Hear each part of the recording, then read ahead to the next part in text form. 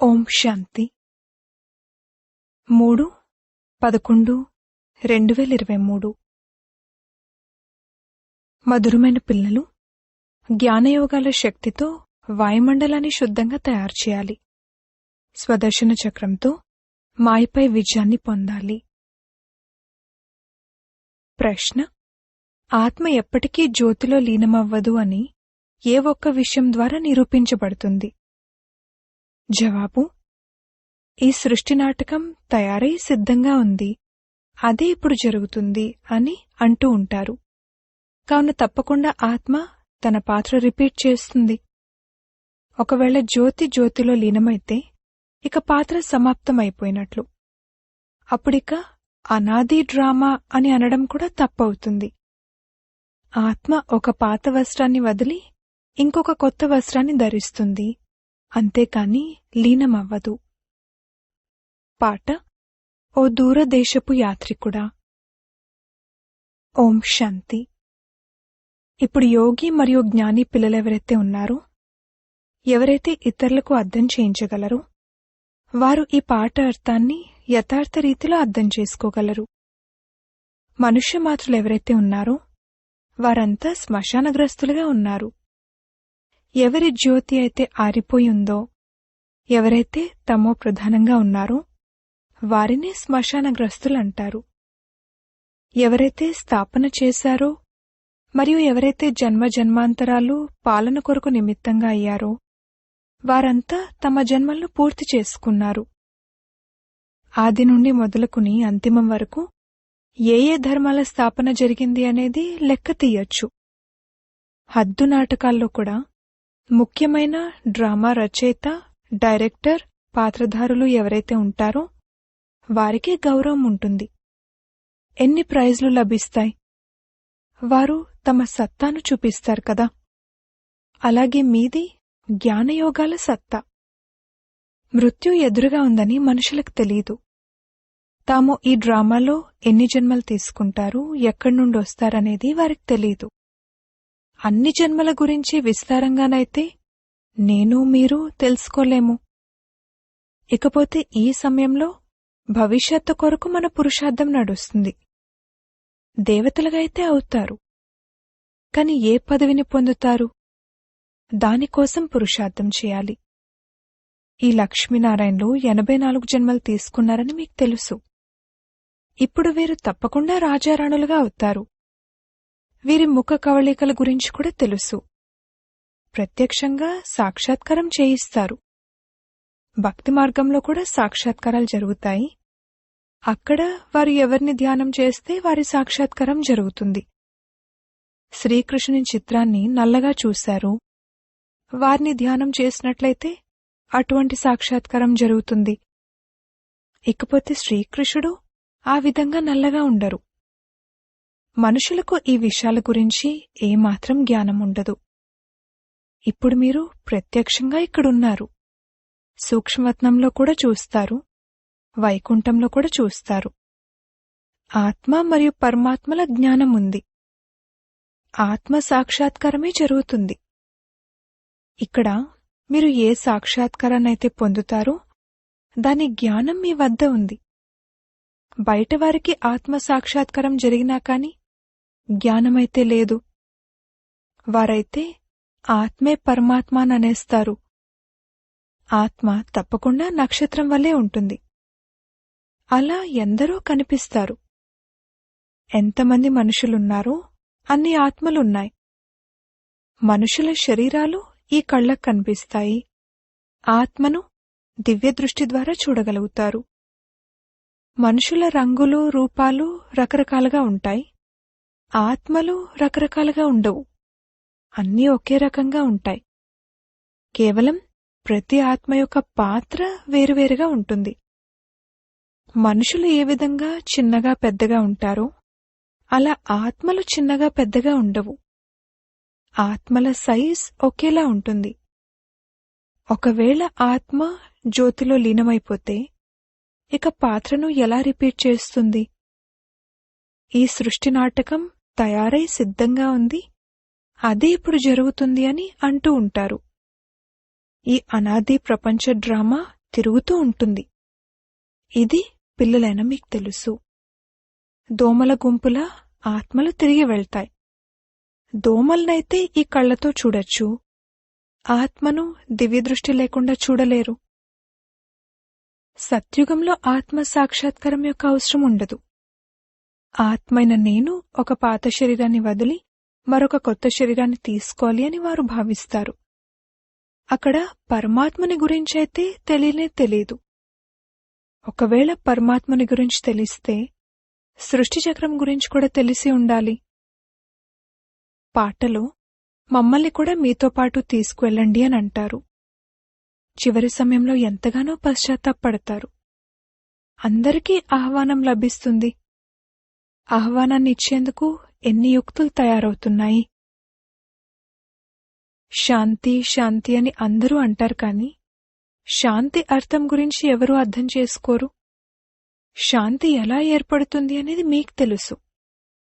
ఏ విధంగా గానుగలో ఆవగింజలు నలిగిపోతాయో అలాగే అందరి శరీరాలు వినాశనంలో అంతమైపోతాయి. ఆత్మలు అలా నలగవు, అవి వెళ్ళిపోతాయి. ఆత్మలు దోమల గుంపులా పరిగెడతాయని రాసి కూడా ఉంది. ఆత్మలు దోమల గుంపులా పరిగెడతాయని రాయబడి కూడా ఉంది. పరమాత్మలందరూ పరిగెడతారు అని అనరు. మనుషులేమీ అర్థం చేసుకోరు. ఆత్మ మరియు పరమాత్మకు ఏం వ్యత్యాసం ఉంది ఇది కూడా తెలీదు. మనమంతా సోదరులమని అంటారు, మరి సోదరులుగా ఉండాలి. సత్యుగంలో సోదరులు లేక సోదరీ సోదరులందరూ పరస్పరం పాలు పంచదార్లా కలిసిమెలిసి నడుచుకుంటారని వారికి తెలీదు. అక్కడ ఉప్పునీరులా అయ్యే విషయమే ఉండదు. ఇక్కడ చూడండి, ఇప్పుడిప్పుడే పాలు పంచదార్లా కలిసుంటారు, మళ్ళీ ఇప్పుడిప్పుడే ఉప్పునీరులా అయిపోతారు. ఒకవైపు చైనీయులు హిందువులు భాయి భాయి అంటారు, మళ్ళీ ఇంకొక వైపు వారి దిష్టిబొమ్మను తయారు చేసి కాలుస్తూ ఉంటారు. దైహిక సోదరుల పరిస్థితి ఎలా ఉందో చూడండి. ఆత్మిక సంబంధం గురించైతే తెలియదు. స్వయాన్ని ఆత్మగా భావించాలి అని మీకు తండ్రి అర్థం చేయిస్తారు. దేహాభిమానంలో చిక్కుకోకూడదు. కొందరు దేహాభిమానంలో చిక్కుకుంటారు. తండ్రి అంటారు, దేహ సహితంగా దేహ సంబంధాలేవైతే ఉన్నాయో వాటన్నింటినీ వదలాలి. ఈ ఇళ్ళు మొదలైన వాటన్నింటినీ మర్చిపోండి. వాస్తవానికి మీరు పరంధామ నివాసులు. ఇప్పుడిక ఎక్కడి నుండైతే పాత్రను అభినయించేందుకు వచ్చారో అక్కడికి మళ్లీ వెళ్ళాలి. ఆ తర్వాత నేను మిమ్మల్ని సుఖంలోకి పంపిస్తాను. కావున తండ్రి అంటారు, యోగ్యులుగా అవ్వాలి. భగవంతుడు రాజ్యస్థాపన చేస్తున్నారు. క్రైస్తుకు రాజ్యమేమీ ఉండేది కాదు. ఎప్పుడైతే లక్షలాది మంది క్రిస్టియన్లు తయారవుతారో అప్పుడు వారి రాజ్యం తయారై ఉంటుంది. ఇక్కడైతే వెంటనే సత్యుగ రాజ్యం తయారైపోతుంది. ఇదెంత సహజమైన విషయం. తప్పకుండా భగవంతుడొచ్చి స్థాపన చేశారు. శ్రీకృష్ణుని పేరు వేయడంతో అంతా గడబడ చేసేశారు. గీతలో ప్రాచీన రాజయోగం మరియు జ్ఞానం ఉన్నాయి. అది కనుమరుగైపోతుంది. ఇంగ్లీష్ పదాలు బాగున్నాయి. బాబాకి ఇంగ్లీష్ తెలీదు అని మీరంటారు. బాబా అంటారు, నేను ఎంతవరకని అన్ని భాషలను కూర్చుని మాట్లాడతాను. ముఖ్యమైనది హిందీ. కావున నేను హిందీలోనే మురళి వినిపిస్తాను. ఎవరి శరీరాన్నైతే ధారణ చేశానో వారికి కూడా హిందీయే తెలుసు. కావున వారి భాష ఏదైతే ఉందో దాన్నే నేను కూడా మాట్లాడతాను. వేరే ఏ భాషలోనైనా చదివిస్తానా? నేను ఫ్రెంచ్ మాట్లాడితే ఇతనెలా అర్థం చేసుకుంటారు? ముఖ్యమైనది ఇతని విషయం, బ్రహ్మ విషయం. మొదట ఇతను అర్థం చేసుకోవాలి కదా. వేరే ఎవరి శరీరాన్నైనా తీసుకుంటానా? పాటలో కూడా నన్ను తీసుకువెళ్ళండి అని అంటారు. ఎందుకంటే తండ్రి మరియు తండ్రి ఇంటి గురించి ఎవరికీ తెలీదు. కేవలం గొప్పలు చెప్తూ ఉంటారు. అనేక మంది మనుషులవి అనేక మతాలు. అందుకే దారం చిక్కుపడిపోయి ఉంది. తండ్రి ఎలా కూర్చునున్నారో చూడండి. ఈ చరణాలు ఎవరివి? శివ్బాబావి అని అక్కడున్నవారు సమాధానమిచ్చారు. ఇవి నావి కదా, నేను అద్దెకిచ్చాను. శివ్బాబా అయితే తాత్కాలికంగా ఉపయోగిస్తారు. నిజానికి చరణాలైతే నావి కదా. శివుని మందిరంలో చరణాలను ఉంచరు. చరణాలు శ్రీకృష్ణునివి ఉంచుతారు. శివుడైతే ఉన్నతోన్నతమైనవారు. మరి వారికి చరణాలెక్కడి నుండొచ్చాయి? అయితే శివ్బాబా అద్దెకు తీసుకున్నారు. చరణాలైతే బ్రహ్మవే. మందిరాలలో ఎద్దును చూపించారు. ఎద్దుపై స్వారీ ఎలా జరుగుతుంది? ఎద్దుపై శివ్బాబా ఎలా ఎక్కుతారు? శాలిగ్రామమైన ఆత్మ మనుష్యతనుపై స్వారీ చేస్తుంది. తండ్రి అంటారు, నేను మీకు ఏ జ్ఞానాన్నైతే వినిపించానో అది కనుమరుగైపోయింది. పిండిలో ఉప్పంతా మిగిలి ఉంది. దానినెవ్వరూ అర్థం చేసుకోలేరు. నేనే వచ్చి దాని సారాన్ని అర్థం చేయిస్తాను. నేనే శ్రీమతాన్నిచ్చి సృష్టిచక్రపు రహస్యాన్ని అర్థం చేయించాను. వారేమో దేవతలకు స్వదర్శన చక్రాన్ని చూపించారు. వారి వద్దైతే జ్ఞానం లేదు. ఇదంతా జ్ఞానం యొక్క విషయం. ఆత్మకు సృష్టిచక్రపు జ్ఞానం లభిస్తుంది. దాని ద్వారా మాయ శిరస్సును ఖండించడం జరుగుతుంది. దానికి బదులుగా వారు స్వదర్శన చక్రాన్ని అసుర్లపై ప్రయోగించినట్లుగా చూపించారు. ఈ స్వదర్శన చక్రంతో మీరు మాయపై విజయాన్ని పొందుతారు. ఎక్కడి విషయాన్ని ఎక్కడికి తీసుకువెళ్లారు? మీలో కూడా ఏ ఒక్కరో ఈ విషయాలను ధారణ చేసి అర్థం చేయించగలరు. జ్ఞానం ఉన్నతమైనది. ఇందులో సమయం పడుతుంది. చివర్లో మీలో జ్ఞానయోగాల శక్తి ఉంటుంది. ఇది డ్రామాలో నిశ్చితమై ఉంది. వారి బుద్ధి కూడా మెత్తబడుతూ ఉంటుంది. మీరు వాయుమండలాన్ని శుద్ధం చేస్తారు. ఇది ఎంత గుప్తమైన జ్ఞానం! ఆజామిళ్ వంటి పాపులను ఉద్ధరించారు అని రాయబడి ఉంది. కాని దాని అర్థాన్ని కూడా అర్థం చేసుకోరు. వారు జ్యోతిలో కలిసిపోయిందని, సాగరంలో లీనమైపోయిందని, పంచపాండవులు హిమాలయాల్లో కరిగిపోయారని, ప్రళయం జరిగిపోయిందని భావిస్తారు. ఒకవైపు వారు రాజయోగాన్ని నేర్చుకున్నట్లుగా చూపిస్తారు. మళ్లీ ప్రళయం చూపించారు. ఆ తర్వాత శ్రీకృష్ణుడు నోటిలో బొటనవేలు చప్పరిస్తూ రావి ఆకుపై వచ్చినట్లుగా చూపిస్తారు. దాని అర్థాన్ని కూడా అర్థం చేసుకోరు. అతను గర్భమహల్లో ఉండేవారు. బొటనవేలునైతే చిన్నపిల్లలు చప్పరిస్తారు. ఎక్కడి విషయాన్ని ఎక్కడ చూపించారు?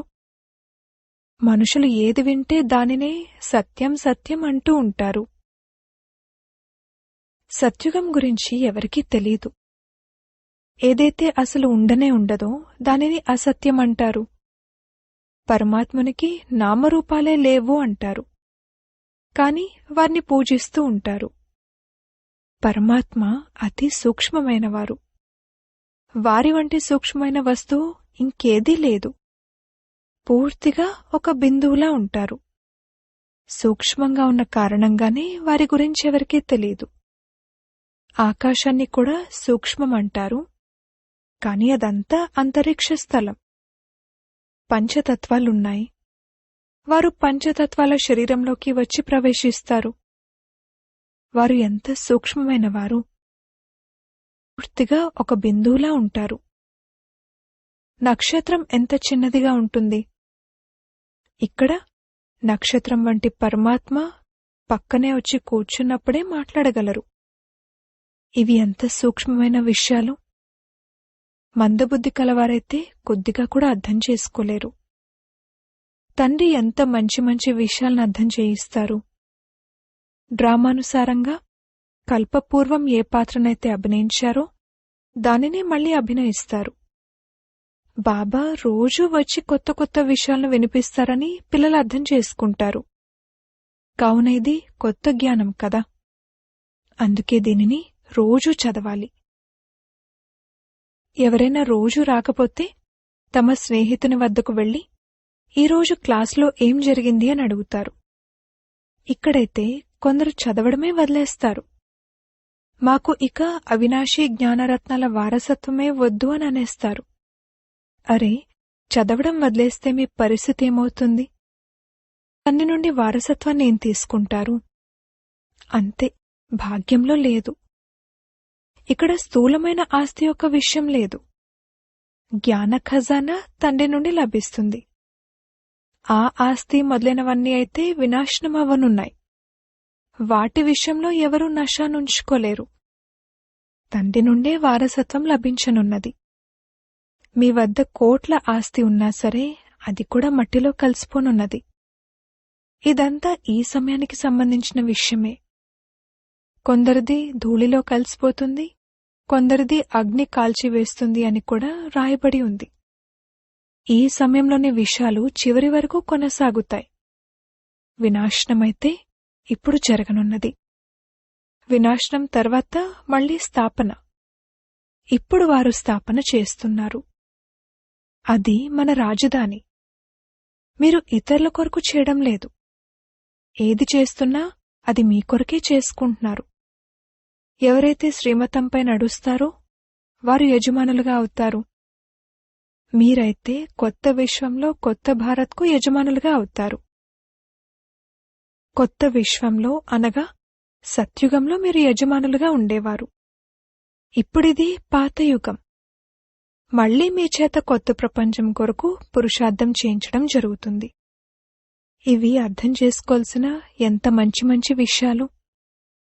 ఆత్మ మరియు పరమాత్మల జ్ఞానం, సెల్ఫ్ రియలైజేషన్. సెల్ఫ్ అనగా స్వయానికి తండ్రి ఎవరు? తండ్రి అంటారు, ఆత్మలైన మీకు నేర్పించేందుకు నేను వస్తాను. ఇప్పుడు తండ్రిని తండ్రి ద్వారా అర్థం చేసుకున్నారు. మీరు నా చాలా కాలం దూరమై తర్వాత కలిసిన పిల్లలు అని తండ్రి అర్థం చేయిస్తారు. వారసత్వాన్ని తీసుకునేందుకు కల్పం తర్వాత మళ్లీ వచ్చి కలుసుకున్నారు. కావున పురుషార్థం చేయాలి కదా. లేదంటే చాలా పశ్చాత్తాపడాల్సి వస్తుంది, చాలా శిక్షలు అనుభవించాల్సి వస్తుంది. ఎవరైతే పిల్లలుగా అయి మళ్లీ చెడు కర్మలు చేస్తారో వారి గురించి ఇక అడక్కండి. డ్రామాలో బాబా పాత్ర ఎంతగా ఉందో చూడండి. అంతా ఇచ్చేశారు. మళ్లీ భవిష్య 21 జన్మల కొరకు ప్రతిఫలాన్ని ఇస్తాను అని బాబా అంటారు. ఇంతకుముందు మీరు ఇండైరెక్ట్ గా ఇచ్చేవారు. కావున భవిష్య 1 జన్మ కొరకు ఇచ్చేవాణ్ణి. ఇప్పుడు డైరెక్ట్ గా ఇస్తున్నారు కావున భవిష్య 21 జన్మల కొరకు ఇన్ష్యూర్ చేస్తాను. డైరెక్ట్ మరియు ఇండైరెక్ట్ లో ఎంత తేడా ఉంది. వారు ద్వాపర కలియుగాల కొరకు ఈశ్వర్ని వద్ద ఇన్ష్యూర్ చేసుకుంటారు. మీరు సత్యత్రేతాయుగాల కొరకు ఇన్ష్యూర్ చేసుకుంటారు. డైరెక్ట్గా చేసుకుంటున్న కారణంగా 21 జన్మల కొరకు లభిస్తుంది. అచ్చా, మధురాతి మధురమైన సిక్కిలదే పిల్లలకు నంబర్వార్ పురుషార్థానుసారంగా మాత్పితా బాప్దాదాల ప్రియస్మృతులు మరియు గుడ్ మార్నింగ్. ఆత్మిక పిల్లలకు ఆత్మిక తండ్రి నమస్తే. ధారణ కొరకు ముఖ్య సారము. మొదటి పాయింట్, అవినాశీ తండ్రి నుండి అవినాశీ జ్ఞానరత్నాల ఖజానాను తీసుకుని భాగ్యవంతులుగా అవ్వాలి.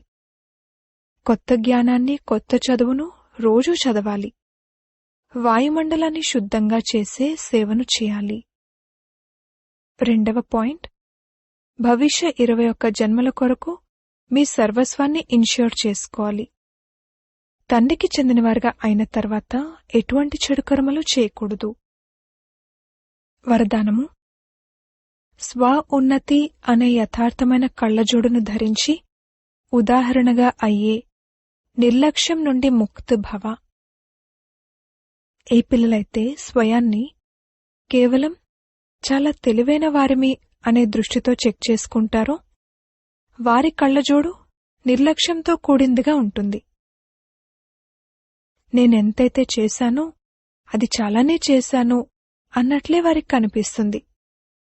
నేను ఈ ఆత్మల కన్నా మంచిగా ఉన్నాను, ఎంతో కొంత లోపాలైతే ప్రసిద్ధులైన వాళ్లే కూడా ఉన్నాయి అని వారు భావిస్తారు. కాని ఎవరైతే సత్యమైన హృదయంతో స్వయాన్ని చెక్ చేసుకుంటారో వారి కళ్లజోడు యథార్థమైన స్వ ఉన్నతికి సంబంధించి ఉన్న కారణంగా వారు కేవలం తండ్రిని మరియు స్వయాన్నే చూస్తారు. రెండోవారు మూడోవారు ఏం చేస్తున్నారు అన్నది చూడరు. నేను మారాలి అన్న ఈ ధ్యాసలోనే ఉంటారు. వారు ఇతరుల కొరకు ఉదాహరణగా అవుతారు. స్లోగన్: హద్దులను సర్వవంశ సహితంగా సమాప్తం చేసినట్లయితే అనంతమైన రాజ్యాధికారపు నష ఉంటుంది. ఓం శాంతి.